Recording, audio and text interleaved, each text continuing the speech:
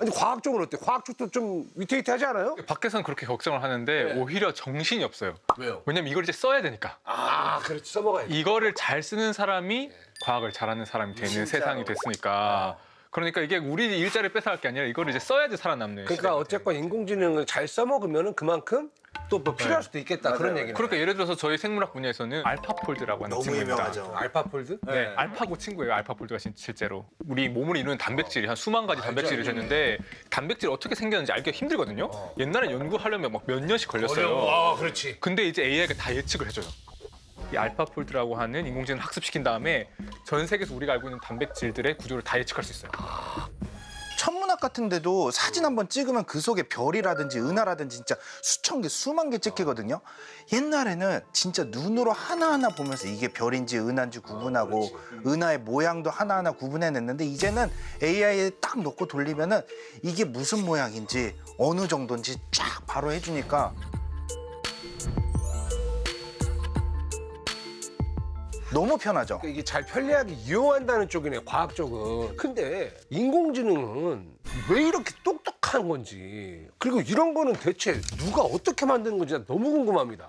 그러니까 우리가 인공지능 할 때 계속 인공을 강조하는데 자연은 이미 지능이 있잖아요. 바로 우리 자신처럼. 저도 있죠. 우리 지능이 있죠. 그러니까 제가 보기에는 자연지능은 더 신기한데 사람들이 인공지능에 대해서 엄청나게 열광하고 있는데 제가 보기엔 자연지능도 왜 엄청 이러미니? 근데 왜 지능이면 지능이지 왜 앞에 자연이 붙어요? 내추럴이 왜 붙어요? 원래는 우리가 지능적이란 말을 썼고 지능이란 말을 썼지 자연지능이란 말을 잘 안 썼었는데 이 말을 쓰기 시작한 것 자체가 어떻게 보면 아이러니하게 인공지능이 너무 발달하면서 이제 인공지능과 구분되는 원래 자연에 존재하던 인간의 지능 같은 지능을 구분하기 위해서 사람들이 조금씩 쓰기 시작한 말인 것 같아요. 인공지능이랑 자연지능은 그러면 어떻게 다른 겁니까? 네. 중요한 다른 점을 찾아보자면 사실은 명확한 지점들이 많이 있거든요. 그러니까 예를 들어서 지금 우리가 인공지능을 갖고 어떤 일을 한다 했을 때 사람이 하는 거에 비해서 너무나 비효율적이에요. 비효율적이다? 저는 되게 뭔가 할 때 효율적이라고 생각을 오히려 했는데 잘 써먹는 사람들은 엄청 잘 써먹는데? 네, 포인트는 이거예요. 똑같은 간단한 동작을 하면 사람보다 잘합니다. 근데 잘하기 만들기까지가 너무 힘들어요. 아시다시피 수많은 컴퓨터 리소스가 있어야 돼요. 많은 컴퓨터를 가져다가 많은 데이터를 학습해야 돼요. 근데 얼마나 많이 해야 되느냐? 사람이 보통 학습하는 것보다 보통 작게는 1000배, 많게는 수백만 배 많이 데이터를 넣어줘야 비로소 사람이 하는 거를 비슷하게 흉내내는 수준에 도달하거든요. 걔는 뭔가 집어넣는 게 많아야 되네. 그러니까 비교하자면 자연지능은 벼락치기에서 1등하는 친구, 인공지능은 엄청 공부 많이 하는데 성적은 그만큼 안 나오는 친구에 가깝다는 거네요. 지금. 둘 다 아무나 하네. 말씀하신 거는 사실은 어쨌건 공부 잘하는 사람 못하는 사람은 동일하게 사람이 작동하는 방식으로 하잖아요.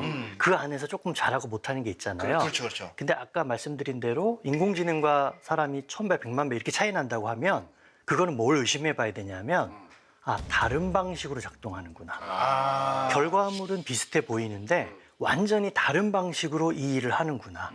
인공지능은 목적이 명확하니까 그 목적을 이루기 위해서 어떻게 동작하느냐. 특별한 기능에 대해서 굉장히 구체적으로 얘기를 할 수가 있거든요. 그럼 그걸 뇌는 어떻게 합니까? 컴퓨터 프로그램 알고리즘을 짜듯이 법칙을 설정해 놓고 우리가 동작하는 건 아니구나. 만약에 그랬다 그러면 이렇게 효율적으로 동작하지도 못했을 것 같다. 현재 개발돼 있는 인공지능은 주어진 일만 할 수 있다는 건지 너무 궁금합니다. 왜냐면 뭐 갑자기 이제 다른 일을 시키면 좀 못하게 되는 건지 좀 궁금하기도 해요. 굉장히 사람의 뇌의 능력을 잘 보여주고 계세요. 바로 그 다음에 이게 두 번째 얘기가 그건데 유연성이에요. 그리고 적응적 능력. 자, 우리는 한 가지 배웠다고 해서 그 한 가지만 하지는 않죠. 그렇죠. 그거하고 비슷한 것도 할 수 있고 그거하고 좀 다르지만 비슷한 원리로 할 수 있는 일도 할 수 있어요. 그래서 사람은 한 번만 가르쳐도 뭔가 할 수 있는 소위 원샷 러닝이라고 하죠. 혹은 몇 번만 가르쳐도 되는 퓨샷 러닝 이런 걸 하거든요. 근데 기계는 아까 말씀드린 정말 오랫동안 배워서 그 한 가지를 딱 하는 거예요. 자, 그러고 나서 다른 걸 시키면 어떻게 될까요? 렉? 못합니다. 렉? 못합니다. 전혀 못합니다. 심지어 한 가지를 가르쳐 주고서 그 다음에 다른 걸 가르쳐 주면 어떤 일이 일어나냐면요. 앞에 걸 완벽하게 까먹어 버려요. 아, 진짜로? 아, 진짜요? 또는 앞에 걸 그대로 지키려고 그러면 뒤에 걸 완전히 학습을 못 하거나. 아직까지는 그렇다는 네, 얘기입니까? 그런 문제가 생겨요. 사람에서는 볼 수 없는 일이죠. 아, 지금 챗GPT 같은 경우에도 이런 일이 일어나고 있는 거예요? 모든 AI는 공통적으로 가지고 있는 문제예요. 좀 더 이해하기 쉽게 얘기하자면 우리 사람은 약간 그 경험들과 연륜을 통해 가지고 어떤 문제에 부딪혔을 때 거기에 대한 해결 방안을 비교적 빨리 찾을 수도 있는 거잖아요. 근데 인공지능 같은 경우는 아직까지 그 단계는 아니라고 하는데 앞으로 인공지능도 똑같이 데이터가 많이 쌓여버리고 그렇게 되면은 거의 자연지능처럼 얘도 그냥 막 순간적으로 판단을 해가지고 빨리 해결하고 이런 경우까지도 도달할 수 있지 않나. 예, 그건 어느 정도 부분적으로 가능할 것 같은 게요. 이미 실제로 그런 예시를 보시고 계세요. 진짜요? 잘 아시는 알파고 같은 경우도 예, 예, 바둑을 예. 두잖아요. 사람이 바둑을 둘 때 필요한 어떤 뭐 능력이 무엇이냐라고 했을 때 직관, 예, 경험 이런 거에 의한 판단이거든요. 이걸 어느 정도 따라했다고 생각이 돼요. 근데 문제는 뭐냐면 우리 뇌는 그거보다 훨씬 더 높은 단계가 있어요. 뭐냐면 선천적 기능. 그래요. 혹시 초식 동물들 정말 사바나에서 예. 태어나는 초식 동물들 예. 보신 적 있어요? 태어나자마자 예. 바로 뛰어다니고 걸어요. 사물을 맞아. 구별하고 그래요. 맞아. 전혀 연습을 하거나 학습을 할 기회가 없었음에도 불구하고 태어나자마자 그런 고등 기능을 한단 말이죠. 인공지능에 있어서는 이거는 완전히 불가능한 일이에요. 어떻게 구현해야 될지조차도 잘 모르는. 네. 그럼 처음에는 어떻게 그 정보를 새겨놓게 됐느냐? 그러니까. 우리의 뇌는 실제적으로 물리적으로 존재하는 세포들의 모임이에요. 그럼 무슨 얘기냐면 그들이 서로 상호작용을 한다는 거예요.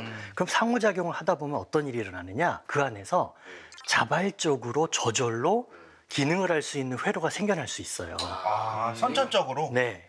그러다 보니 그 중에서 몇 가지 주요 기능이 처음부터 자발적으로 생겨나고 그게 생존에 굉장히 중요한 역할을 해서 우리가 생존할 수 있으면 그게 생명체로서 자리를 잡게 돼요. 우리 백 교수님도 그걸 아시는구나. 이 세상 모든 것은 원자로부터 출발한다. 아세요? 예. 아니 인공지능하고 이 자연지능의 그런 근본적인 차이는 딱 어디에서 발생하냐고 좀 쉽게 설명해 줄 수 있을까요? 하나만 찝자면 자연지능의 목표는 무엇인가를 따져봐야 돼요. 생명체의 목표가 뭐죠? 생명체 목표 영생이요. 사는 거죠. 네. 아픔 없이 생존이에요. 생존. 예. 그러니까 뭐 생명체는 보통 생존하기 위해서 모든 기능을 한다라고 우리가 생각을 하거든요. 그러면 그건 무슨 얘기냐면 우리는 물리적인 실체가 있고 뭔가 뭐 먹기도 해야 되고 에너지도 얻어야 되고 살아남기 위해서 이런 짓을 해야 돼서 그것과 상관 있는 기능들을 효율적으로 발전시켰다라고 생각이 돼요. 자, 근데 인공지능은 목표가 뭐죠? 인공지능을 만들 때 항상 목적 함수라는 게 있어요. 목적 함수. 네, 그걸 넣어줘요. 근데 그건 대부분 어떻게 되냐면 특정한 기능을 할 수 있는 목적. 예를 들어서 고양이와 강아지 사진을 구별해라. 사람의 얼굴을 구별해라. 숫자를 세라. 이런 걸 넣어주기 때문에 우리가 이게 왜 약간 뭐 명령을 듣듯이. 네. 예. 그래서 목적 함수가 없으면 인공지능은 목적이 없어요. 그럼 우리가 무슨 목적 함수를 넣어줘야 인간처럼 작동하게 만들어줄까? 근데 생존해라 이런 걸 넣어줄 수 있을까요? 인공지능이 현재 그냥 프로그램이에요. 그러니까 프로그램으로 그냥 인공지능을 구현하면 안 되겠네? 사람처럼 만들어줘야 되겠네? 그래서 로봇처럼 만들어야겠네? 생존을 걱정하게 해줘야 되겠네? 마지막에 가서 실체화된 몸을 가지게 만들어줘야 되겠네? 이런 얘기까지 나오게 되는 거죠. 백 교수님 말씀하신 거에서 조금만 제가 더 첨언을 하자면 우리 인간들은 우리가 목표라고 하는 것은 너무 일상적으로 이제 사용하는 언어긴 하지만 생명체들이 살기 위해서 무엇을 하는 건 아니거든요. 뭐 예를 들어서 식물 나 오늘 하루 살아남아야 되니까 광합성을 해야지라고 하는 게 아니라 광합성을 잘 하는 애들이 살아남는 거죠. 그렇죠. 광합성을 못하는 애들이 죽는 거고. 그래서 이 얘기를 조금 다시 한번 얘기를 해보자면 인공지능과 자연지능의 근본적인 차이는 인공지능은 어쨌든 목표가 있잖아요. 목표 함수라고 하는 게 있는데 생물은 목표는 없죠. 오직 기능이 잘 작동하는 애들이 살아남아서 오늘의 꼴을 갖추게 됐기 때문에 살아남음, 생존이라고 하는 것이 중요하지만 인공지능에게는 생존이 목표가 아니기 때문에 큰 근본적인 차이가 있을 수밖에 없다는 생각이 듭니다. 그러면 인공지능이 자연지능을 좀 닮아가고 있다 이런 말이 요새 많이 들립니다. 자연지능을 어떻게 따라가고 있는 거라고 보십니까? 거기서 제가 질문을 드려볼게요. 어떠죠? 자, 많은 사람들이 자연지능을 따라해서 인공지능을 만든다. Brain Inspired AI 뭐 이런 말을 해요. 자, 그러면 보세요. 우리가 뭔가 따라하려고 그러면 따라할 대상을 잘 알아야 되죠. 그렇죠. 근데 따라할 대상을 잘 모르면 그걸 따라할 수 있나요? 없죠. 없죠. 예, 현재 약간 그런 상태. 아, 인공지능이? 아. 근데 교수님 제가 알기로는 보통 이제 인공지능 얘기할 때 뭐 딥러닝 학습한다면서 생물들이 딥러닝. 학습을 하는 그렇지, 거를 그렇지. 따라하는 그걸 약간 모방하는 것 같고. 그렇지. 얘는 또 분석하잖아요. 데이터 많이 흡수하고. 또 강화학습이라 그래가지고. 예. 말장난이라고 할 수도 있는데 부분으로는 따라하고 있는 게 맞아요. 예를 들면은 우리가 신경계를 이루고 있는 뇌신경세포의 모양을 혹은 작동을 방식을 그대로 따라한다. 그럼 따라한 거 맞죠? 네. 근데 그거 따라했다고 해서 뇌가 어떻게 작동하는지 전체의 기작을 따라한 건 아니죠. 예. 또 마찬가지로 어떤 특정한 문제가 있어요. 그걸 푸는 방식을 따라했다. 그럼 따라한 거 맞죠. 근데 그거 풀었다고 따라했다고 해서 다른 모든 일을 해결하는 데 있어서 뇌처럼 하는 건 또 아니죠.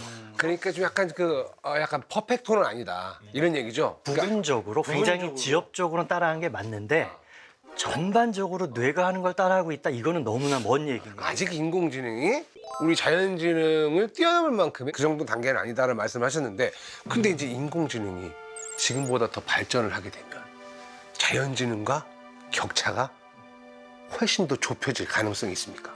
답은 예스라고 해야 될 것 같은데요. 네. 근데 여기 조금 조심해야 되는 부분이 있어요. 조심해야죠.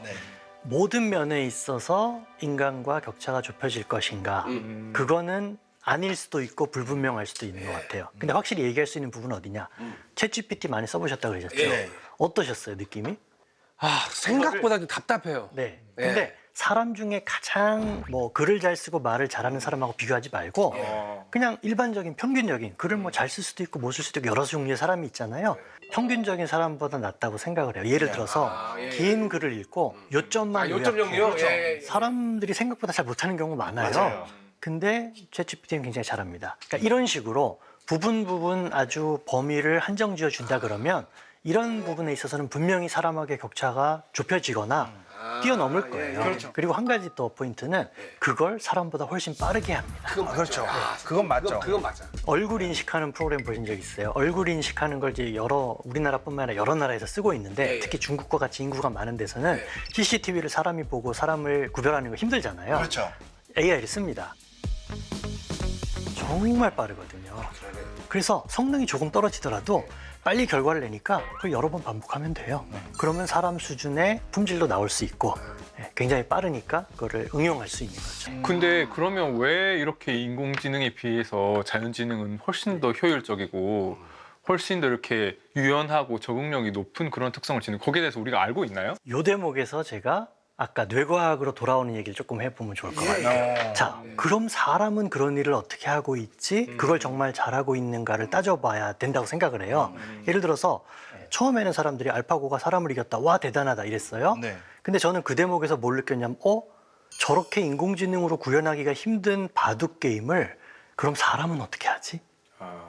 이렇게 질문이 가더라고요. 아, 그걸 사람으로 이게 두 개를 같이 공부해야 되네. 야, 그러네. 이게 인공지능만 공부한 사람들은 여기까지 못 가요. 야, 두 개를 같이 공부하시니까 교수님이 다시 결론적으로 그렇다면 이럴 때 사람은 어떻게 배우나? 너무 쉽죠. 기원 가서 배우죠. 기원 가서 배우죠. 예. 더 간단한 예를 들어볼까요? 자, 우리는 고양이 사진, 강아지 사진을 쭉 늘어놓고 보면 이건 고양이, 이건 강아지 굉장히 쉽게 구별할 수 있어요. 그렇죠. 근데 한 10여 년 전까지만 해도 인공지능이 이걸 구별을 못했어요. 이게 진짜 유명한 얘기잖아요. 네. 네. 근데 지금은 잘하거든요. 아, 그러네요. 자, 이게 어떻게 가능했을까? 여기서 질문을 뭘 했어야 되냐면 그럼 사람은 그걸 어떻게 해요? 구분하고 있는. 자, 설명하실 수 있겠어요? 우리는 봤잖아요, 개, 고양이. 어렸을 때부터 멍멍이, 야옹이. 약간 경험과 직관이라고 얘기할 수 있을까요? 굉장히 중요한 부분을 지적해 주셨어요. 어. 예전에는 어떻게 인공지능을 만들려고 했냐면요. 네. 여기엔 법칙이 있다. 고양이와 강아지를 구별하는 법칙이 있을 것이다. 사람의 뇌도 그 법칙을 갖고 있는데 그걸 잘 세팅을 해놓으면 이걸 가지고 구별할 수 있다고 믿었어요. 그래서 인공지능을 그런 식으로 개발을 했습니다. 결과는 어땠을까요? 실패죠. 실패. 자, 예외가 너무 많아요. 예를 들면 그런 거 보신 적 있어요? 강아지인데 고양이하고 같이 자란 강아지. 고양이처럼 행동합니다. 맞아. 그리고 고양이인데 어마어마하게 큰 고양이 있어요. 저건 사자인가? 약간 그럴 정도로 이런 예외들이 발생하면 인공지능이 예외 없이 틀려버리는 거예요. 자, 그래서 우리가 그럼 사람은 근데 그런 예외가 있음에도 불구하고 왜 실수하지 않지?를 묻게 됐어요. 그래서 뭐가 바뀌었냐면 네. 이건 법칙을 설정하는 게 아닌가 보다. 말씀하신 대로 경험을 통해서 이건 그냥 강아지잖아, 이건 고양이잖아. 설명을 잘 할 수 없지만 우린 경험을 통해서 안다. 알죠. 이걸 생각하게 됐고 그래서 어떤 방법을 도입했냐면 법칙을 설정하지 말고 데이터를 막 학습시켜서 맞는 답이 뭔지만 맞추게 학습을 시키자. 이게 바로 요즘에 사용되고 있는 딥러닝의 근간이에요. 인공지능에 대해서 알면 알수록 우리 교수님이 말씀하신 것처럼 결국에 질문은 자연지능에 대한 질문이 많아진다라고 말씀을 하시는 게 참 동의가 되긴 됩니다. 그렇다면 우리 자연지능은 어떻게 생겨났는지가 궁금합니다. 이 대단한 자연지능은 어떻게 생겨났냐? 그게 아마 많은 과학자들이 알고 싶은 질문일 거고 아직까지는 그거를 탐구하고 있는 중이에요. 근데 아직 밝혀진 게 없어요. 뭐냐면 질문 자체가 되게 큰 질문이에요. 그렇다 보니까 이거를 구체적인 질문으로 바꾸지 못하면 아마 영영 못 풀 것 같다는 생각이 들어요. 예. 그러니까 지금 그 백 교수님께서 얘기하셨던 것 중 중요한 게 이게 너무 큰 문제이기 때문에 자연지능이 어떻게 출현했고 어떻게 진화했는지를 푸는 거는 큰 문제여서 문제를 좀 쪼개어 보면 좋겠는데요. 제가 관심 있고 또 연구를 직접 하고 있는 분야가 하드웨어. 하드웨어? 우리가 가지고 있는 뇌. 자연지능 하드웨어는 뇌잖아요. 뇌라고 하는 게 도대체 어떻게 만들어졌을까? 그 문제에 대해서는 저희가 꽤 많은 것을 알고 있다고 생각합니다. 예를 들면 우리 팔다리가 어떻게 생겨났나를 설명할 때는 원래는 물고기에 있던 지느러미가 이제 팔다리로 변형된 것이라고 설명한 것처럼 우리 뇌도 분명히 어떻게 연속적인 과정을 통해서 진화하게 됐을 때 그게 뭘까라고 했을 때 중요한 힌트가 초파리한테 있어요.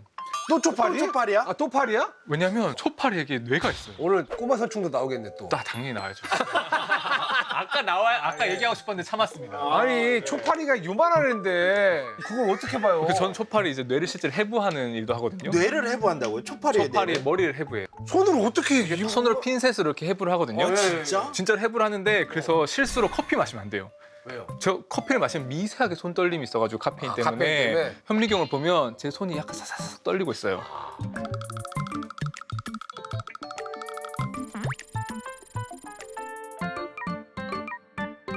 그래서 초파리 뇌를 그래서 봤더니 초파리도 뇌가 있잖아요. 네. 그러면 질문은 이거죠. 왜 초파리랑 우리 인간이랑 둘 다 뇌를 가지고 있을까? 초파리와 인간의 공통점이 있습니다. 뭐요? 좌우 대칭이에요. 아 여기 뇌가? 아니요, 우리 생김새 자체가. 생김새가? 그 레오나르도 다빈치 유명한 그림 아시죠? 예, 팔 벌리고 있는 예. 거 이렇게. 그래서 좌우 대칭이라는 거는 이렇게 딱 절반으로 예쁘게 자르면 양쪽이 반반이 데칼코마니. 아 근데 좌우대칭이 아닌 생물이 있어요? 좌우 대칭 안에 생물이 있습니다.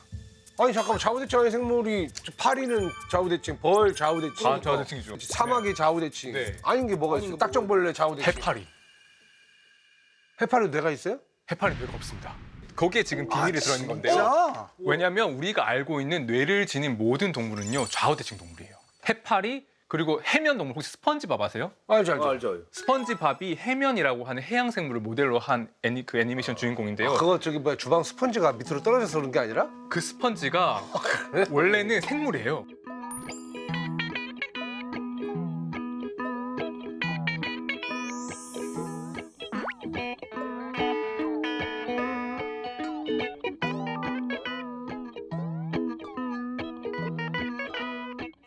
근데 이제는 우리가 그 합성수지 플라스틱으로 만드는 거 그것도 원래 동물이에요. 아, 그래 밑에 있던 거 원래 올라와가지고 우리가 샤워할 때 쓰는 거구나. 우리가 내려보내는 게 아니라. 네, 그렇죠. 바닷속에 있던 걸 가지고 샤워할 때 쓰는 건데. 걔는 비대칭이죠. 걔는 비대칭, 대칭성이 없어요. 뇌가 없어요? 뇌도 없어요. 근데 그러면 궁금한 게 왜 좌우대칭 동물만 뇌를 가지고 있을까? 해파리는 어느 축으로 자르는지 대칭이잖아요. 머리를 위에서 봤을 때 이 접시를 여기로 자라도 대칭이고 여기로 자라도 대칭인 거를 방사대칭이라고 하는데요. 그런 방사대칭형 동물로부터 좌우대칭 동물이 나왔을 거라 생각하고요. 우리가 아는 일반적인 동물도 우리를 포함해서 보통 앞으로 가요. 뒤로 가는 경우도 있지만 여러 방향으로 가는 게 아니라 앞으로 가고요. 그렇게 가야지 빨리 갈 수 있어요. 예를 들어서 물속이나 공기 속에서 간다고 할 때 동그랗게 생겨서 여기저기 해파리처럼 가는 것보다는 날렵하게 생겨서 앞으로 가는 게 유리합니다. 아 그러니까 뭐 뇌에 있는 애들이 네. 그러니까 앞으로 뭐 간다 쳐요. 네. 그러니까 뇌가 왜 그런 애들한테만 붙어 있냐고요. 그러니까 그래서 왜냐하면 앞으로 가면 정보가 어디서 오죠? 환경에 대한 정보. 앞에서 오는 건데 앞에서 와요. 그러면 정보가 앞에서 몰리잖아요. 네. 그럼 정보를 어디서 처리하는 게 좋을까요? 앞에서 앞에서. 어. 예전에는 해파리 같은 경우에는 온 몸에서 정보가 균일하게 와요. 네. 굳이 한쪽에 정보를 모을 필요가 없는 거예요. 근데 좌우대칭 동물이 되면 기본적으로 앞으로 이동하기 때문에 정보를 주로 앞에서 받게 되고요. 거기에 눈, 코, 귀 같은 것들이 달리게 되고 거기에서 그 정보를 처리하는 컴퓨터도 앞쪽에서 발달하게 됩니다. 쉽게 말해서 우리 교수님 말은 지금 우리가 어쨌건 여기 우리 눈부터 시작해가지고 이 앞에서 모든 정보들을 다 어떻게 보면 다 서칭을 하고 있으니까 네, 네. 바로 이 근처로 와라 네, 네. 라고 해서 이렇게 생겼다. 그래서 만약에 지금 뇌를 다른 데로 옮긴다고 하면 더 좋은 데가 있을까요? 아, 들어갈 데가 없죠. 그러니까 여기 이런 데 바닥에 보내는 것보다 여기 보내는 게 눈에서 온 정보 받고 코에서 온 정보 받고 귀에서 온 정보 받기에 좋으니까 이렇게 신경계가 정보를 처리하는 어떤 시스템이 얼굴이 있는 쪽으로 집중화되는 게 일어난 게 이 몸의 대칭성이 진화와 관련했습니다. 자연적으로 그렇게 진화가 돼버렸다. 근데 이제 말씀하신 것처럼 몸이 좌우대칭인 동물은 인간 말고도 많습니다. 말씀드렸다시피 원숭이도 있고 뭐 다양한 애들 많아요. 근데 다른 종은 그렇죠. 인간처럼 문명을 만들지는 못했습니다. 어떻게 생각하십니까? 근데 이 부분에 대해서는 인간이 불이라는 거를 맨 처음에 사용하게 되고 불을 발견. 네. 예. 불을 어떤 우리의 필요에 따라서 이렇게 불을 사용을 하다 보면은 화식을 하게 되잖아요. 익혀 먹게 되잖아요. 그렇죠. 음식을 익혀 먹게 되고 날 것들을 먹는 동물들을 보면은 씹고 소화시키는데 엄청나게 시간을 많이 씁니다. 근데 이게 음식을 익혀 먹기 시작하면서 우리의 소화기간도 짧아지고 에너지를 적게 쓰기 시작하면서 우리가 평소에 써야 될 에너지들을 뇌로 보낼 수가 있는 여유 자금이 생긴 거죠. 쉽게 말하면 적금이 생긴 거죠. 그러니까 우리가 이제 불을 발견했기 때문에 인류가 이제 불을 발견했기 때문에 거기에서 이제 어떻게 보면 확 진화가 네. 될 수 있는 토대가 마련됐다. 그렇죠. 다른 생물들은 문명이 없지만 인간은 문명이 있지 않나요? 라고 했지만 5만 년 전으로 돌아가면 지금에 비해서는 인간과 다른 예를 들면 유인원들의 차이가 훨씬 적잖아요. 그렇죠. 이 문명이라고 하는 거 발전하는 게 뇌의 진화를 자꾸 촉진하는 환경이 된 거예요.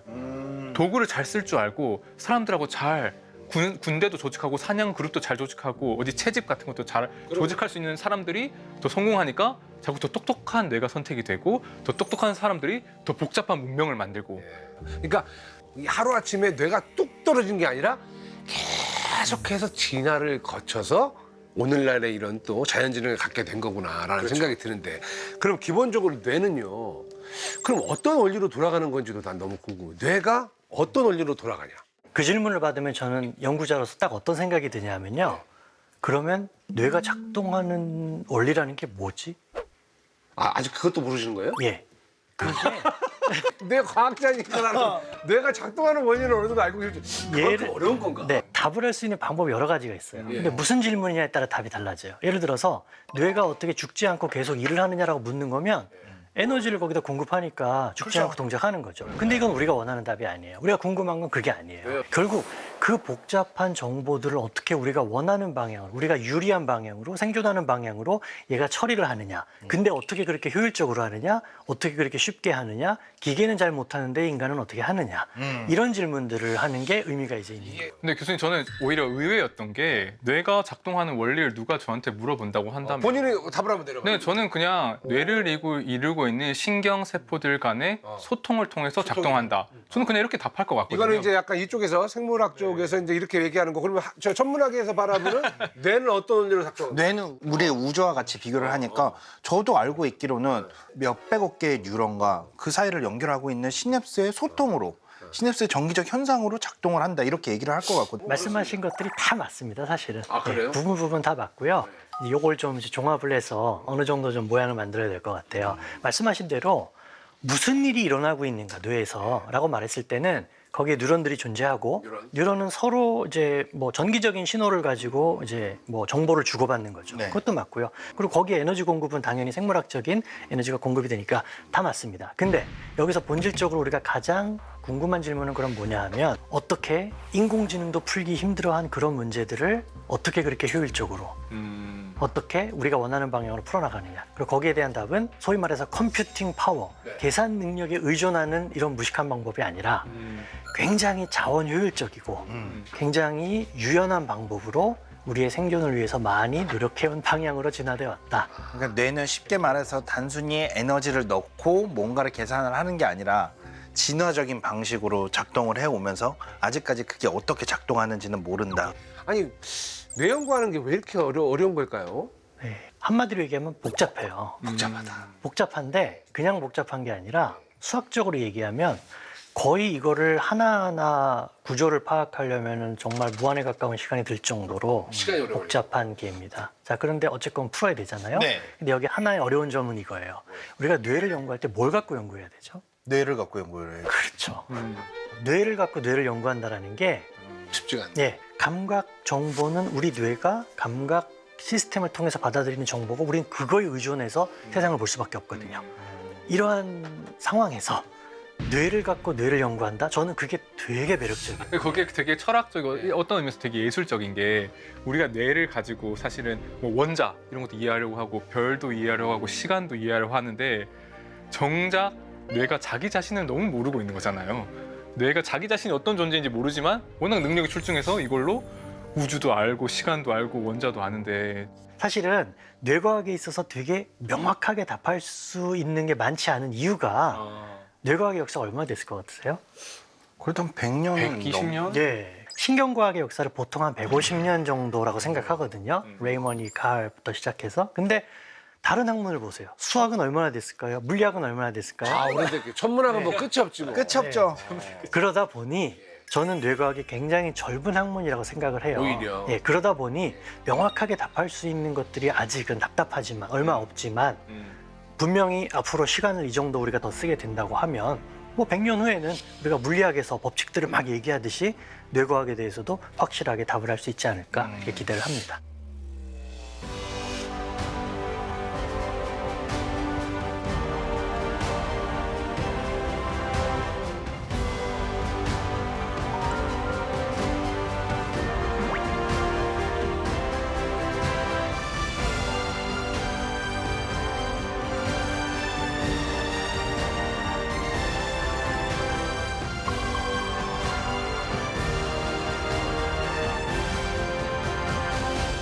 그래서 우리 자연지능을 좀 이해하려면은 인공지능을 어쨌건 좀 활용을 해야 될 텐데 그럼 어떤 식으로 좀 활용을 하시나요? 크게 두 가지 정도로 생각이 되는데요. 하나는 단순하게 도구로 사용하는 거예요. 도구? 네, 예를 들면 뇌과학에서 어려운 점은 뇌세포가 굉장히 많고 네. 데이터가 굉장히 큽니다. 네. 예전에 어떻게 했을까요? 사람이 손으로 분석했죠.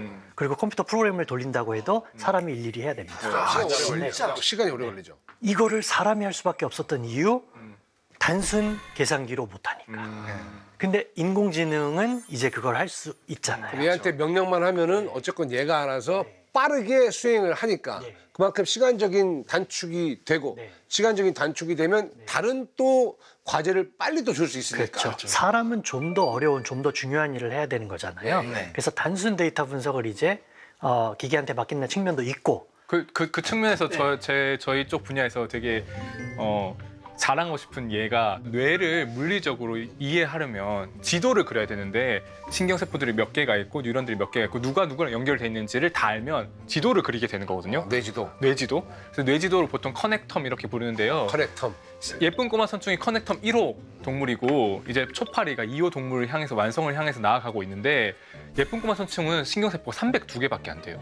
초파리는 15만 개고. 근데 그건 예쁜 꼬마 선충은 뇌가 없어서 그런 뇌가 거 없어 아니에요? 단순해서 쉬웠어. 단순해서. 상대적으로 쉬웠어. 옛날에도 힘들게 10몇 년 걸리긴 했는데요. 꼬마 선충은 AI한테 맡겼어요? 아니면 본인이 직접? 수작업을 했죠. 그걸 해야지. 꼬마 선충은 진짜 300개라서. 아니 300개는 그 사람이 해야지 그거를. 그러면 그거를 어떻게 하냐면 꼬마 선충이 이렇게 생겼으면요. 얘를 얇게 슬라이스를 떠요. 슬라이스. 이렇게 착착착 몇천 장을. 그거 기계로 떠야 아니면 어떻게? 칼 같은 걸로 날카로운 다이아몬드 칼로 얇게 잘라요. 현미경으로 보면서요? 아니요, 자르고 나서 전자현미경으로 사진을 찍어요. 그럼 그 사진을 눈으로 보고 색칠해가면서 여기에 신경세포가 있네, 저기 신경세포가 있네.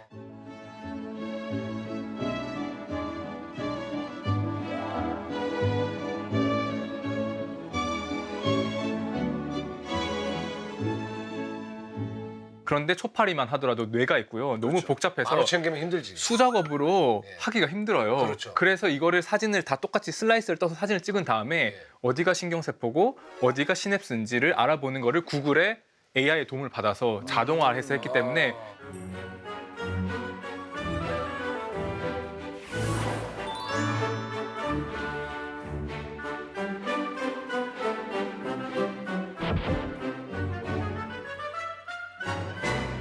근데 이제 인공지능 활용 방법을 지금 도구를 사용한다 하나 말씀하셨는데 두 개가 있다고 하셨잖아요. 사실은 도구로 활용하는 건 훨씬 단순하고 작은 부분이라고 저는 생각합니다. 그게 야, 와, 그러면 나는 우리 훨씬 단순하고 작은 것만 하고 있었어. 너무 지금 작은 게 너무 희망차거든요.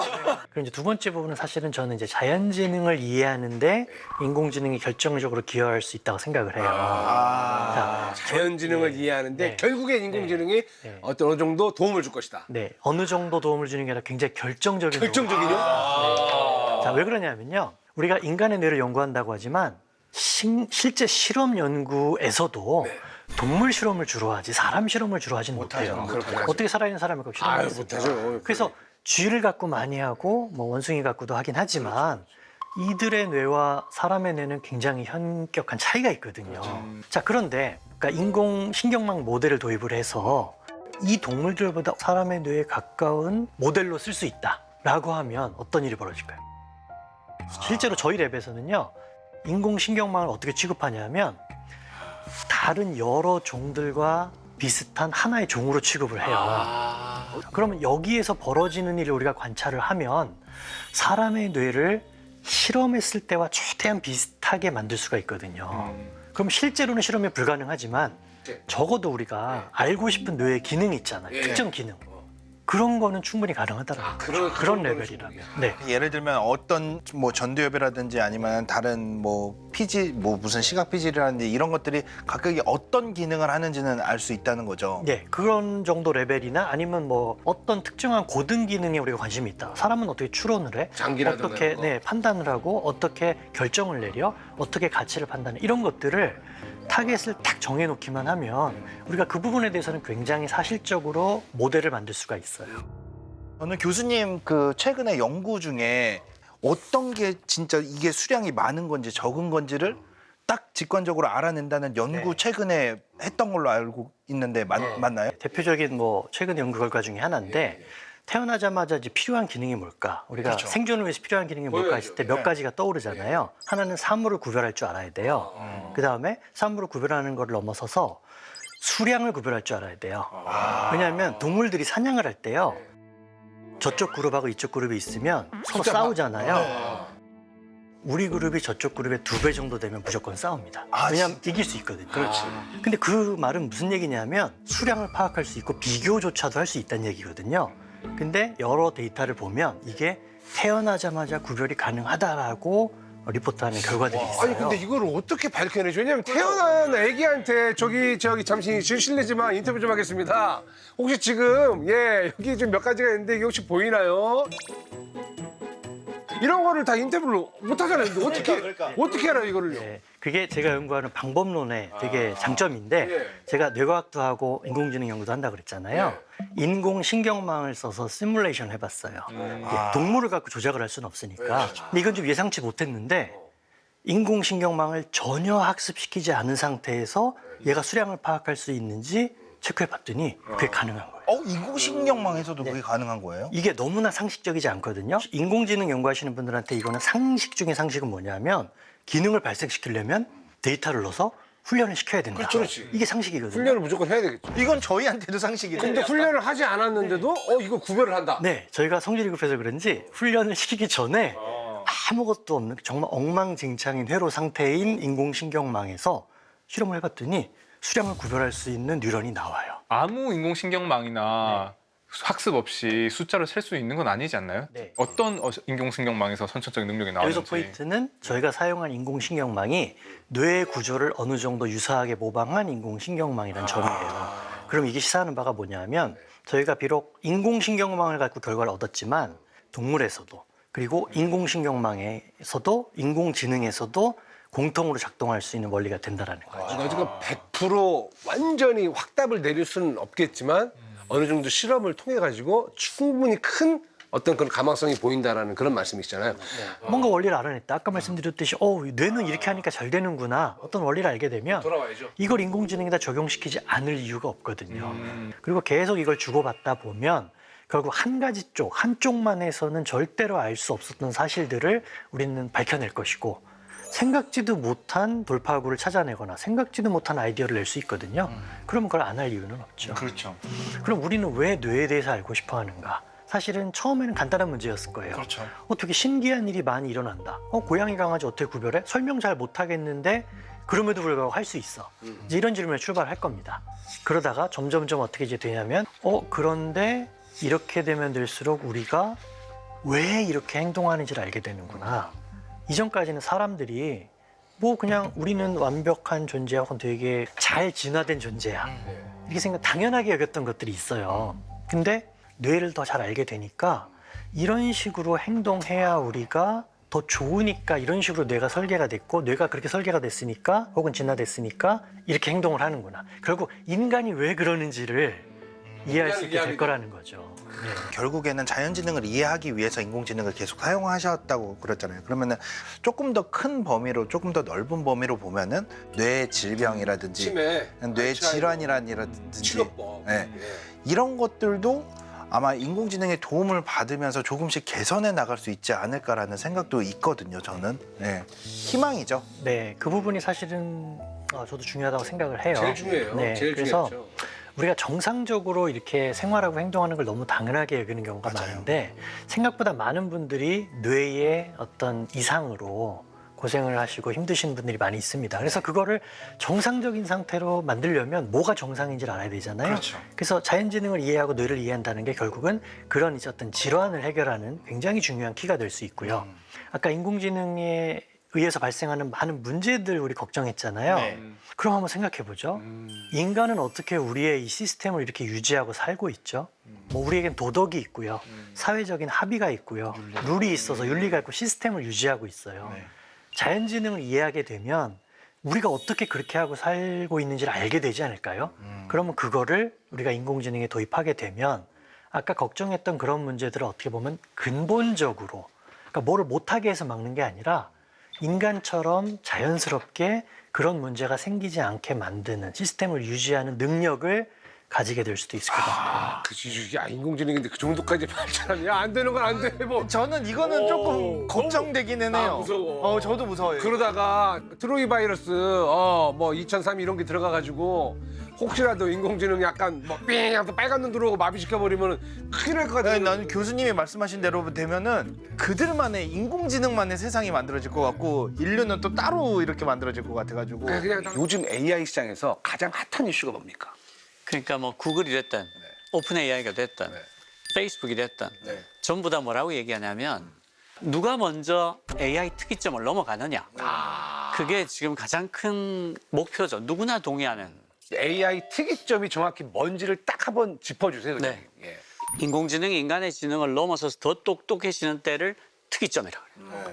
그전하고 모든 게 달라지죠. 그렇죠. 물리학에서는 물리학 법칙이 작동을 안 하는 그 지점이 우리를 특이점이라고 부르는데 블랙홀에 보면은 이 가운데 중심부에 어딘가에 특이점이 있다고 얘기를 하잖아요. 물리학 법칙이 작용을 안 하는. 그러니까 기존에 우리가 생각하지 못했던 어떤 지점을 넘어간다 할 때 보통 특이점을 쓰죠. 아니 그러면은 AI 특이점은 언제 옵니까? 아주 유력한 AI 과학자들 대부분이 대부분이. 제일 늦게 온다고 말하는 사람이 2030년.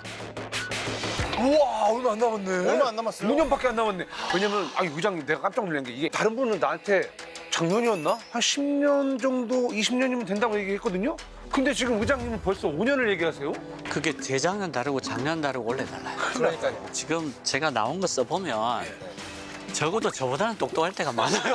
저는 개인적으로 그 AI 특이점 얘기가 나올 때마다 궁금한 게 큰 변화들, 사회적인, 기술적인 변화들은 혁명이라고 얘기하는데 왜 AI 혁명이 아니라 AI 특이점 하는 이야기를 더 많이 나누는 걸까요? 저는 기술 역사적인 흐름으로 보면 얘를 혁명으로 부르는 게 맞다고 생각해요. 근데 앞에 마케팅 하는 사람들이 4차 산업혁명이란 말을 먼저 써버렸잖아요. 또 4차 산업혁명이라고 부르면 그거 예전에 온 거 아니에요? 뭐 이렇게 되니까 좀 약간 생소하지만 뭔가 확 끌리는 단어를 쓰려고 한 거군요. 지금이 4차 산업혁명이라고 참 부를만 한데 못 붙이니까 그냥 AGI가 온다. 뭐 특이점이 온다. 이렇게 얘기하는 거예요. 그래서 요 특이점을 넘어선 인공지능을 AGI라고 부르기 시작해요. AGI? 네. AGI는 뭔 말입니까? Artificial General Intelligence라고 해서 인공 일반지능인데 인공 일반지능. 예, 저는 이걸 인공 종합지능이라고 번역하는 게 맞다고 생각해요. 종합지능. 예. 왜냐하면 이게 인간의 지능의 모든 영역에서 인간의 지능을 넘어설 때 그러니까 종합적으로 뛰어날 때 AGI라고 부르는 거니까 Hey, Ozzy, what's up? Hey, how are you? I'm good. What are you doing? Oh, I like looking through the window from time to time. And some of you are really funny when you run after your bus. One day, maybe. But for now, I'm very happy watching it all from here. 아니 예전에 자연지능을 우리가 이제 얘기를 하면서 사실 이제 인공지능은 절대 자연지능을 뛰어넘을 수가 없다라고 이제 저희가 좀 이야기를 많이 들었거든요. 의장님이 오셨을 때는 인공지능은 자연지능을 뛰어넘을 수 있다고 보십니까? 없다고 보십니까? 앞으로. 그거 되게 좋은 질문인데요. 저보다는 제프리 힌턴 교수 말을 들려주는 게 나을 것 같아요. 제프리 힌턴 교수가 딥러닝이라는 말을 만든 분이에요. 지금 AI 붐은 다 제프리 힌턴 교수한테서 시작이 됐다. 이번에 노벨 물리학상 받으신 분. 그렇죠. 예. 그분이 뭐라고 말하냐면 이제 우리는 두 종류의 지능이 있다는 것을 인정해야 된다. 자연지능과 디지털 지능이 있다. 이 둘은 서로 다르지만 얘가 지능이 아니라고 말할 수 없다. 지능의 기준에 대해서 그래서 궁금한 거예요. 지능의 기준, 인공지능이 인간의 지능을 뛰어넘는다고 했는데 그러면 이 지능의 기준을 어떻게 잡아야 되냐? 사실은 지능에 대한 합의된 정의는 없습니다. 인류가 지능에 대해서 합의된 정의를 갖고 있잖아요. 그러니까 정확히 말하면 지능이 뭔지 몰라요. 그래서 저는 이 얘기를 들으면 저는 이렇게 특이점이라고 얘기했을 때 막 그렇게 흥분이 되지 않는 게 그러네. 냉정하더라고요. 왜 그래요? 왜 인간의 지능을 규정을 할 수가 없는데 어떻게 인공지능이 인간의 지능을 뛰어넘었는지를 판단할 수 있지? 분명히 지금 예를 들면 챗GPT나 다른 뭐 딥시크나 다른 모델들이 저보다 수학도 잘하고 물리도 잘하고 코딩도 잘할 텐데 걔네 나보다 연애는 못할 것 같은데? 왜냐면 책임질 수 있어요, 그만? 이런 분들이 나중에 인공지능 휴머노이드 오잖아요. 제일 먼저 사랑에 빠져. 제일 먼저 사랑에 빠져. 영어 허에 나오는 제일 먼저 사랑에 빠질 분. 정말 싸만다. 인공지능을 좋아해요. 근데 이제 그 제가 그냥 연애 지능이라고 하는 걸 예를 든 게 연애라고 하는 건 사실은 조금 더 연애할 때 지능이 필요하잖아요. 근데 그 지능이 우리가 흔히 GPT에서 활용하는 지능과는 약간 결이 다른 지능 같거든요. 아니 그 말도 공감을 합니다. 그러니까 이 인공지능에게는 어떤 감성적인 부분, 또 사회적인 인간으로서 갖고 있는 그런 부분들은 인간을 절대 뛰어넘을 수가 없다라고 생각할 수도 있는 거 아닙니까? 지능의 다양한 양상이 그렇죠. 있는데 예. 어떤 부분까지 그렇죠. 넘어섰을 때를 우리가 특이점에 도달했다고 규정할 수 그렇죠. 있을지를 모르겠다. 그래서 사실은 인공지능 과학자들이 지능을 어떻게 정의하고 시작하냐 이걸 잠깐 알아보는 게 중요해요. GPT-4가 나왔을 때 네, 뭐. 마이크로소프트에서 AGI의 불꽃이라는 논문을 냈어요.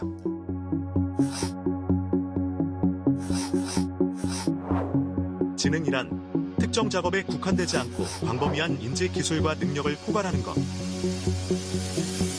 근데 이 정의도 또 애매한 면이 있는 거예요. 말씀하신 것처럼 연애도 잘해 이런 말이 나올 수 있잖아요. 그렇죠. 그래서 지금 AI 그 산업 쪽에서는 이걸 다시 축소를 해서 일에 관해서 예. 일적인 부분. 일에 관한 모든 부분에서 인간을 뛰어넘는 걸 AGI라고 부르자. 그게 작년 말부터 일로 제한했다고 할 때 그 일의 범위가 어디까지 들어가는 거예요? 생계를 유지할 때 해야 되는 것들을 다 일이라고 부르죠. 그렇죠, 노동. AGI는 인간의 지능으로 굳이 비교를 하자면 성인의 어떤 지능으로 보면 될까? 아니면 뭐 중학생, 고등학생 이렇게 나눌 수 있잖아요. O1 나와서 IQ 테스트 했을 때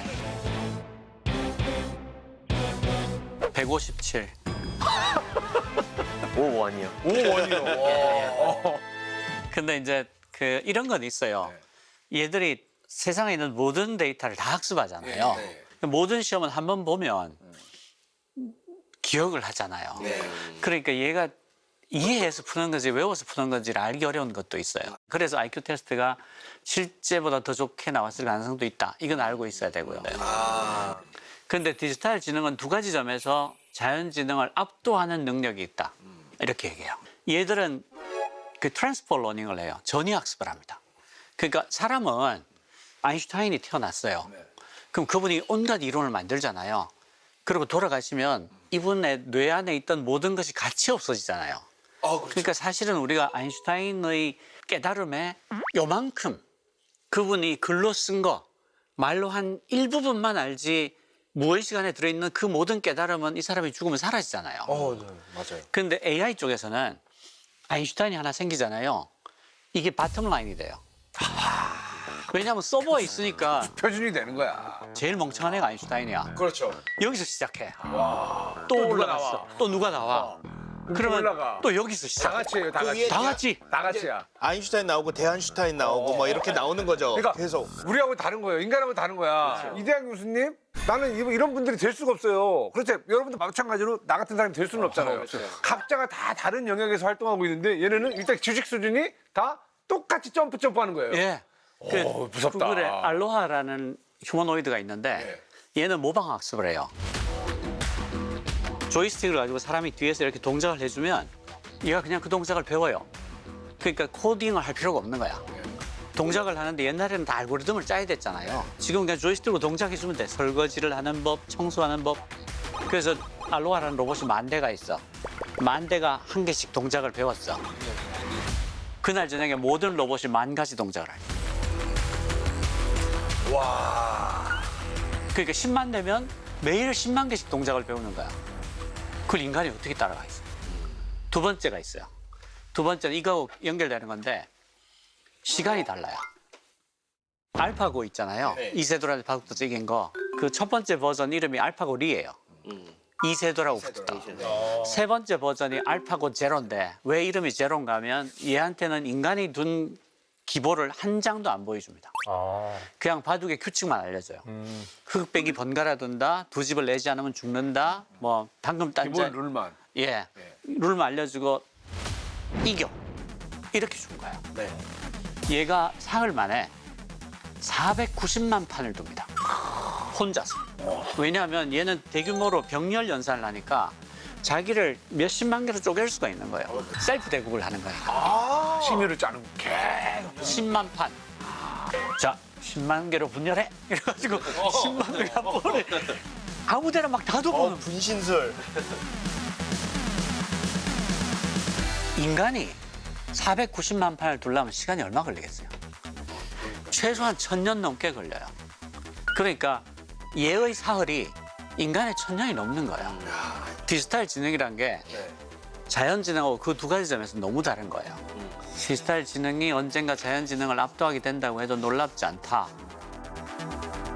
말씀하신 것처럼 서로 다른 영역으로 봐야 되는 거고 어쩔 때는 우리보다 더 많은 것들을 수행할 수 있는 능력을 인공지능이 가질 수도 있다라고 보면 되는 겁니까? 예, 그렇죠. 오픈AI에서 AGI에 관한 5단계를 정의를 했어요. 첫 번째가 챗 GPT예요. 그러니까 대화하는 챗봇.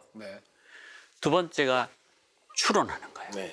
제 주변에 딥 리서치를 써본 박사들 어떻게 평가? 뭐라고 얘기하냐면 나는 이제 뭐하지? 하는 얘기를 할 정도로 어지간한 문헌조사나 비교 연구 같은 건 얘가 깔끔하게 떨어지게 내놓더라. 거기 걸리는 시간이 5분에서 30분. 그러니까 사람으로 보면 일주일에서 한 보름은 해야 될 일을 그러니까요. 30분에 하는. 30분만에 다 끝내버리는 거예요. 세 번째가 에이전트예요. 지금 일로 가고 있어요. 이게 5단계인데 세 번째가 에이전트인데 이쪽으로 이제. 에이전트는 뭐냐면 내 일을 대신해주는. 수행 능력. 예. 에이전트가 다단계의 복잡한 일들을 지가 알아서 촉촉촉촉 할 수 있으면 진짜 에이전트예요. 이를테면 어떤 엑셀로 리포트가 오면 그걸 묶어서 하나의 리포트로 만들어서 월요일 아침 주간회의 때 그걸 줘야 된다. 이런 일은 AI가 알아서 할 수 있어요. 이거 하는 에이전트, 저거 하는 에이전트, 요거 하는 에이전트 이렇게 멀티 에이전트를 처음에 둘 수밖에 없어요. 맞아요. 사람처럼 모든 일을 할 수 없으니까. 멀티 에이전트를 이렇게 쓰다가 나중에는 혼자 다 해? 까지 갈 거고요. 그 네 번째 단계가 혁신가예요. 혁신가. 세상에 없던 일을 막 만들어내기 시작해요. 그리고 마지막 단계가 놀라운데 다른 자동차. 마지막 단계가 조직이에요. 조직? AI가 이제 조직을 만든다고요? 회사 단위에 일을 얘가 혼자 하는 거예요. 아, 조직. 6달에서 12달 정도 걸릴 일을 얘가 혼자 하는 거예요. 그리고 이 조직 단계까지 가면 적어도 일에 관한 한 인간은 필요가 없어져요. 그럼 특이점이 그때 왔다고 보는 거예요? 5단계가 다 돼야지 특이점이 왔다고 보는 건가요? 제 생각에는 4단계 아닙니까? 사람마다 다른 것 같은데 세 번째 단계 에이전트까지 가면 보통 사람들도 이거 AGI 같은데라고 느낄 것 인정하죠. 같아요. 복잡한 단계의 일들을 혼자 할 수 있게 되면 와 이거야 이건 AGI인데 이렇게 느끼게 될 것 같아요.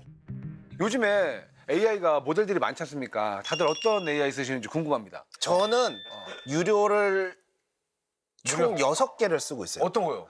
우리 일반적으로 쓰는 거 쓰고 있고 영상도 편집을 해야 되니까 영상 관련 아 진짜. 네, AI 툴들이 있어요. 많이 그래서 쓰시네요. 그런 것들도 다 유료로 쓰고 있어요. 저는 이제 뭐 GPT도 가끔씩 뭐 쓰기도 하고 정말 내가 필요로 하는 게 아직까지는 아니다. 도달하지 못했다라고 해서 안 써봐서 그래요. 어? 안 써봐서 그래요. 아니 자꾸 꼬시지 마요. 제 재미나이 쓰거든요. 재미나이. 거 아니에요? 저는 스마트폰으로 계속 재미나이에 말 걸어요. 막 오늘의 운세가 어떻게 되냐 뭐 이런 거.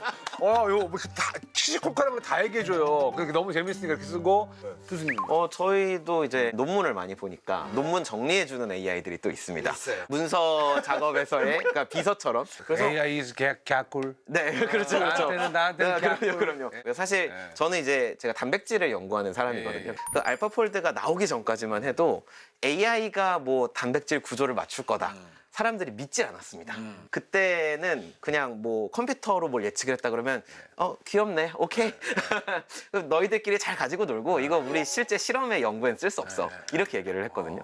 근데 알파폴드가 딱 발표가 되고 나서 이제 2020년에 발표가 되고 21년에 논문이 나왔는데 사람들이 이거는 실험으로 찾은 거랑 다를 게 없는데, 그러니까 단백질 구조 안에 있는 패턴을 찾아주는 그런 걸 한 거죠. 그래서 생물학 혁명이라고까지 말하는 사람들이 있습니다. 이게 그전에는 실험을 해야지만 얻을 수 있던 데이터를 이제 예측을 하고 패턴을 가지고서 알아낼 수가 있게 된 거죠. 몇 년 전까지만 해도 전혀 컴퓨터로 예측한 걸 안 믿었던 사람들이 이제는 컴퓨터 이거 알파폴드로 예측했습니다. 그러면 오케이 하고 이렇게 받아들여주고 논문도 받아주잖아요. 네, 논문도 받아주는 세상이 됐습니다. 막히네, 지금. 이제. 그리고 이 생물학 연구하는 사람들이 AI를 어떻게든 써서 이거를 우리가 못했던 걸 해보자 이러고 지금 많은 투자를 하고 있는 상황이거든요. 인공지능 기술이 현재 지금 어디까지 도달해 있습니까?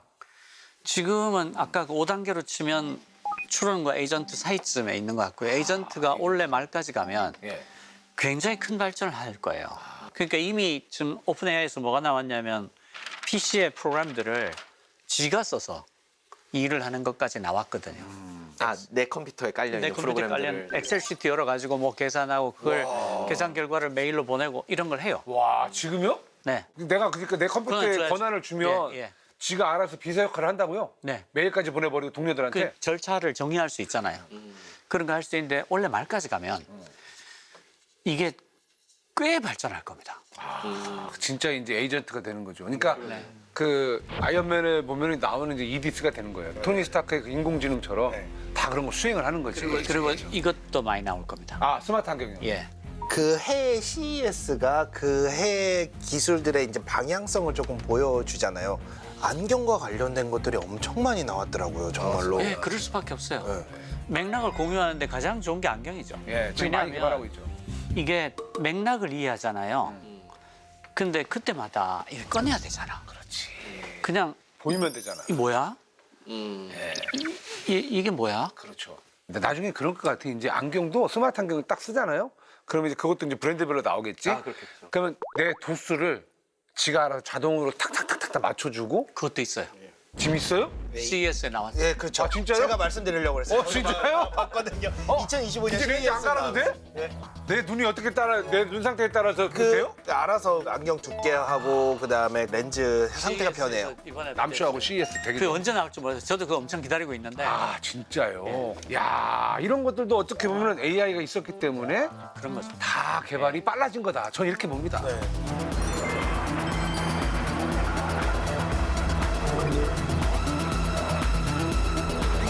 내가 이제 뭐 감기에 걸렸어. 감기에 걸려서 병원에 가서 동네 병원에 갔는데 약을 처방을 받았어. 그러면 그 처방받은 약을 갖다가 AI한테 물어보는 거지. 약에 대한 성분을 좀 알려줘. 오남용이라든가 아니면 좀 나하고 안 맞는 약이 있을 수도 있는 거 아니에요. 그런 것들도 얘가 알려주나요? 그럴 때는 좀 조심했어야 됩니다. 왜냐하면 얘가 할루시네이션이 있어요. 그러니까 이걸 환각인데 그 멀쩡한 거짓말, 태어난 거짓말인데 그걸 조심해야 돼. 얘가 저는 몰라요란 말을 못해요. 그러니까 지가 받은 모든 데이터를 가지고 확률적으로 가장 그럴 법한 말을 토해내도록 학습해내거든요. 그러니까요. GPT-4 기준으로 할루시네이션 비율이 한 7% 정도 된다고. 꽤 높네요. 꽤 높아요. 세종대왕 맥북 던짐 사건이 뭐야? 15세기 조선시대의 세종대왕이 새로 개발한 훈민정음의 초고를 작성하던 중 문서 작성을 중단한 담당자에게 분노하여 맥북 프로와 함께 그를 방으로 던진 사건입니다.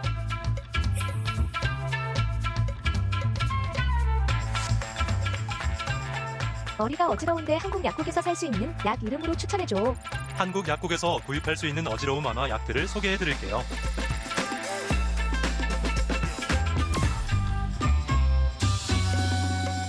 갈비지 인, 갈비지 아웃이라고 해서 쓰레기를 넣으면 쓰레기가 나온다라고 얘기를 하거든요. 인공지능이 학습하는 데이터들 중에서 사실 쓰레기 정보들이 엄청나게 많이 들어있잖아요. 그렇죠. 가짜 뉴스들이나. 그런데 만약에 우리가 엄청나게 걸러줄 수 있는. 그 인풋, 그러니까 넣어주는 정보, 학습 정보를 굉장히 깨끗하게 필터링을 한다면 엄청나게 사실은 정확한 명의 10,000명을 집적시켜 놓은 인공지능을 만들 수가 있고요. 대박이죠. 굉장히 신뢰할 만한 의료 정보를 가지고 인공지능 의사를 만든다고 하면 정확도가 굉장히 높아지겠죠. 그러니까 의사가 옆에서 보조해 줄 수는 있어요. 그러니까 얘가 뭘 다 처리해 놓으면 의사가 맞아. 이건 아니야. 이렇게 하면 시간을 엄청 줄일 수는 있겠죠. 알파폴드 같은 경우에 그 할루시네이션 문제를 어떻게 해결을 하냐면 그거를 자체적으로 평가를 합니다. 자기가 예측한 구조에서 얘는 내가 90% 정도 확신을 가져. 얘는 내가 50% 정도 확신을 가져. 해서 그걸 같이 보고를 해주거든요. 그래서 요게 자기들이 이제 자체적으로 평가를 해서 80% 정도 이상이 되면 이건 진짜 신뢰할 만한 정보다.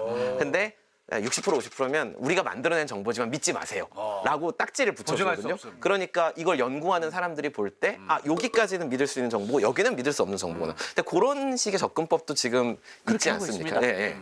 그렇게 해야 될 것 같아요. RAG라고 해서 Retrieval Augmented Generation, 그러니까 검색 증강 생성이라는 게 있는데 이 데이터를 주고 이 안에 이것만 참고해서 답을 만들어줘.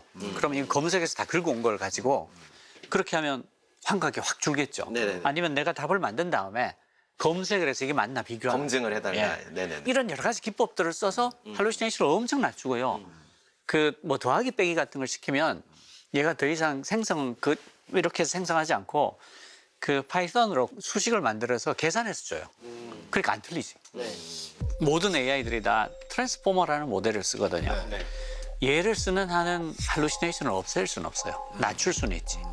그래서 안드레이 카파티 같은 세계적인 AI 과학자가 뭐라고 얘기를 하냐면 환각은 버그가 아니다. 이거는 피처다. 근데 버그던데요? 왜냐면 데프콘 검색하니까 내가 무슨 반려견을 키운대.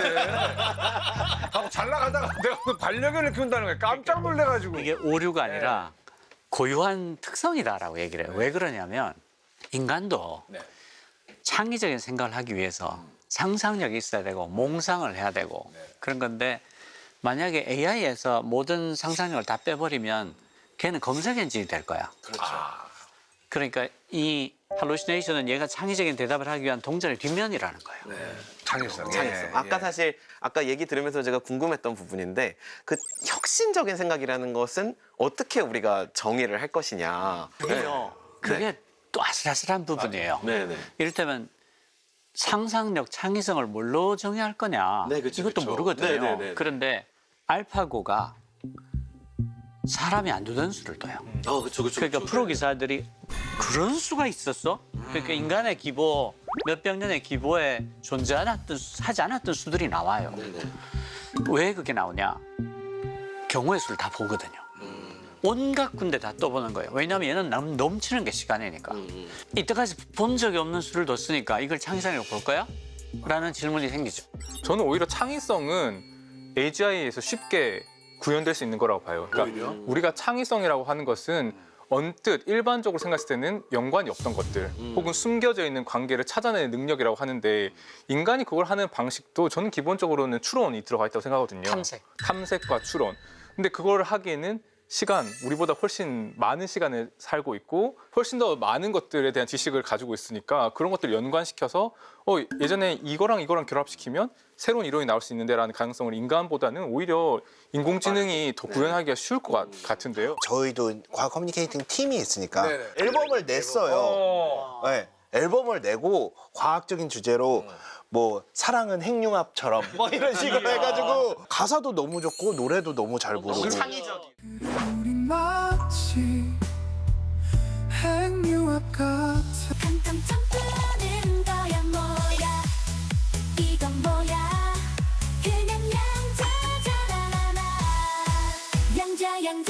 이게 AI란 기본적으로 온갖 데이터를 다 학습해서 그 안에 숨어 있는 잠재된 패턴을 찾아내는 애거든요. 제 반례는 있어요. 미술에서 볼 때 인상파 이전의 모든 그림들을 학습을 시켜놓고 그림을 그리라고 하면 아무리 그려도 인상파가 안 나올 거예요. 그래서 제가 아까부터 머릿속에 있었던 게 뭐냐면은 과거에 코페르니쿠스가 나오기 전까지는 하늘이 그렇게 움직이고 하기 때문에 천동설이 너무 당연했단 말이에요. 그 당시에 AI가 있었다면은 AI가 지동설을 만들어낼 수 있을까? 지금도 같은 얘기잖아요, 사실은. 같은 얘기예요. 네. 저는 근데 그 부분에 대해서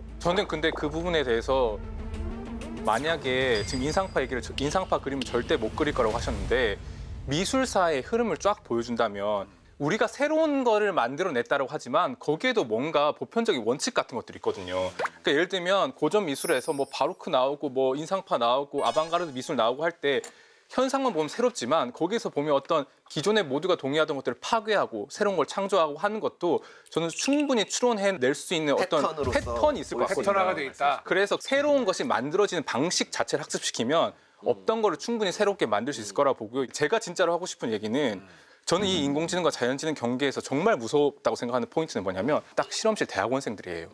우리가 언제 대학원생 대신에 인공지능을 연구실에 꼽을까? 그렇죠. 저는 이 기준의 핵심은 사실 창의성이라기보다는 몸이라고 생각해요. 첫 번째 몸. 네네네. 그렇죠. 근데 몸에 대한 얘기를 좀 더 묻고 싶어요. 왜 그 몸을 만들어 주려고 하는 겁니까? 우리가 가지고 있는 많은 지능이라고 하는 것이 몸을 활용하는 능력이거든요. 로봇. 실험을 잘할 수 있는 몸이 없어요, 아직까지. 그렇죠. 인공지능은 피폐를 잡을 수 없죠, 아직. 딱 지금 주장하신 것처럼 주장하는 AI 과학자가 있어요. 그 얀느 쿤이라는 사람은 현재 방식으로 학습을 해서는 AGI로 못 간다라고 주장을 해요. 지금 AI는 다 간접 학습을 하고 있다는 거예요. 남이 쓴 거, 남이 본 거, 남이 찍은 거, 남이 들은 거를 가지고 학습하고 있지 않냐. 그러면 이 세계에 관한 모델을 가질 수가 없다. 그러니까 이 물을 쏟으면 어떻게 되냐, 걷다가 부딪히면 어떻게 되냐, 뛰어서 떨어지면 어떻게 되냐. 그런데 이 세상에 관한 모델, 나를 중심으로 인식이 중심에 있고 일관된 표상들이 있잖아요. 이런 월드 모델이라는 게 우리 상식의 근간을 이룬다. 이런 상식이 없이 AI의 지능을 구현할 수 없다. 그러니까 AI는 몸을 가져야 돼. 그 인버디드 AI라 그래요. 그래서 그러니까 휴머노이드라고도 부르지만 이 사람 입장에서는 이건 인버디드 AI, 몸을 가진 AI인 거야. 그래야지 상식을 갖출 수가 있고 인공 일반 지능으로 갈 수 있다. 이렇게 주장을 하고 그래서 최근 몇 년간 휴머노이드에 대한 투자가 어마어마하게 일어나고 막 거기서도 발전이 이렇게 빨라요. 빅테크들도 몸을 가진 AI 개발에 지금 뭐 많이 뛰어들었나요? 다 들어가 있어요. 다 들어가 있어요? 예. 뭐 예를 들어서 어떤 기업들이? 구글 하고 있죠. 아, 예. 그다음 테슬라 하고 있죠. 아, 그렇죠. 현대자동차도 하고 있죠. 그렇죠. 로보틱스. 네.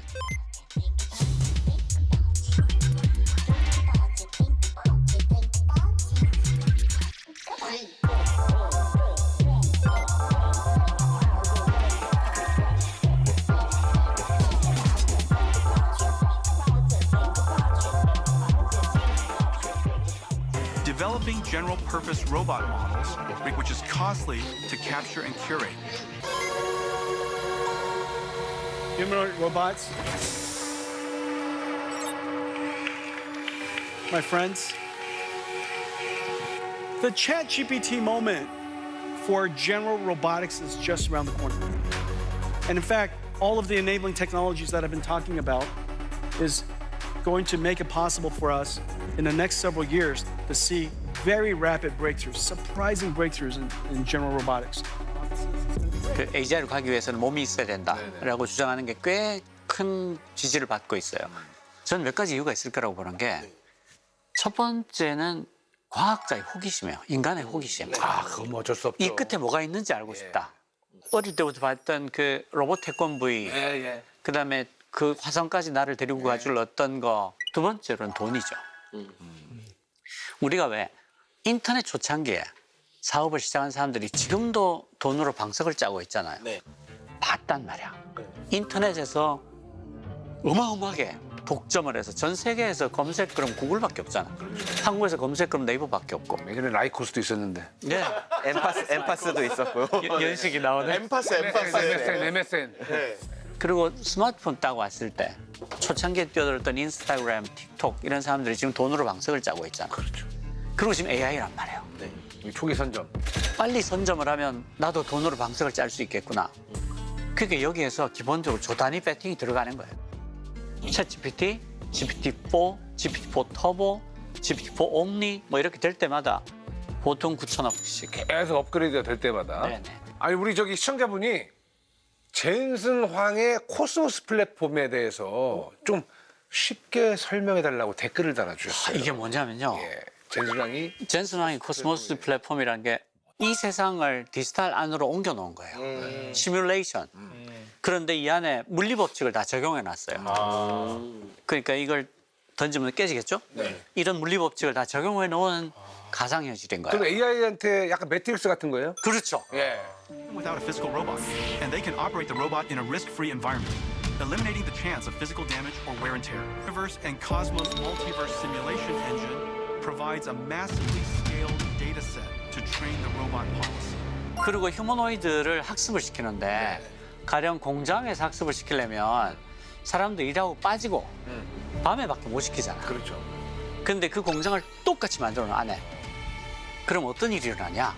Cosmos can generate tokens in real time, bringing the power of foresight and multiverse simulation to AI models, generating 공장을 10,000개를 만들 수 있잖아요. 그리고 휴머노이드가 100만 명이 들어갈 수 있잖아. Working with the world's developer ecosystem, NVIDIA is helping advance the next wave of physical AI. 그러니까 몸을 만들어주는 대신에 가상의 몸을 만들어서 빠르게 학습을 아니 시키는 얘한테는 전략이거든요. 똑같아요. 이 안에 있는 AI니까 매트릭스에 들어가서 일을 한 건지 진짜 일을 한 건지 뭐 할 수가 없죠. 헷갈리는 거죠. 이게 현실인지. 하루 지났는데 얘는 1,000만 시간을 공부를 했더니 이 기계 좀 쓰겠는데 이렇게 되는 거야. 그런 걸 코스모스 플랫폼이라고 부르는군요. 그게 코스모스 플랫폼이고 그게 뭐냐면 엔비디아의 젠슨 황이 우리가 언제까지 GPU 팔 수 있을까? 아예 이런 실세계 AI 적용하는 것까지 우리가 먹어버리자. 무서운 사람이에요. 네. 그래서 그러면 휴머노이드 학습시키는 데 드는 시간과 돈, 자율주행차를 학습시키는 데 드는 시간과 돈, 뼈만큼을 나한테 주면 내가 해줄게. 그리고 이게 실세계와 똑같다는 인증까지 받았어요. 물리 법칙이 그대로다. 그게 코스모스 플랫폼.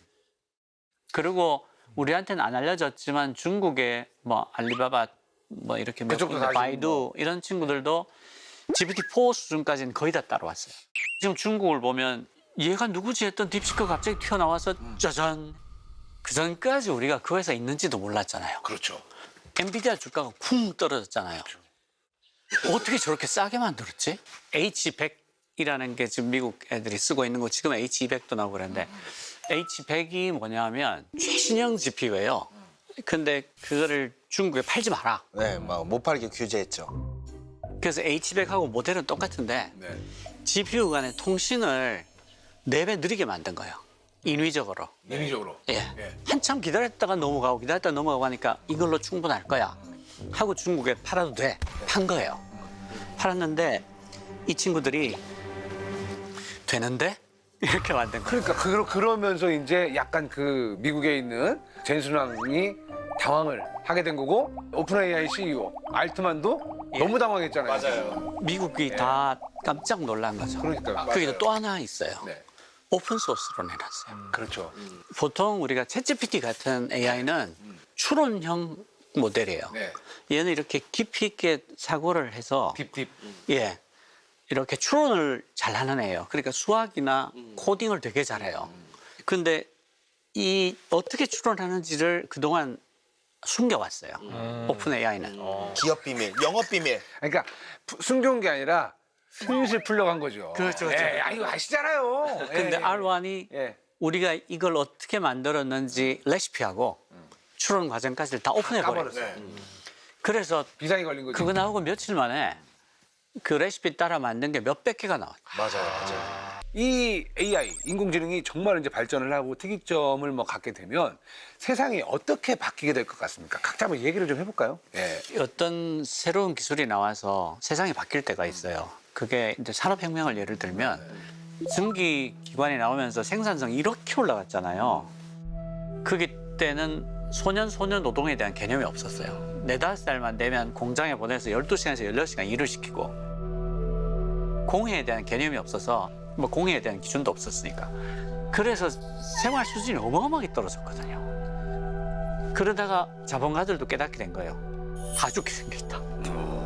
그래서 노동조합이 엄청나게 싸우기도 하고 노동법을 만들기도 하고 소년 노동 금지법을 만들기도 하고 어른만 일하게 하자.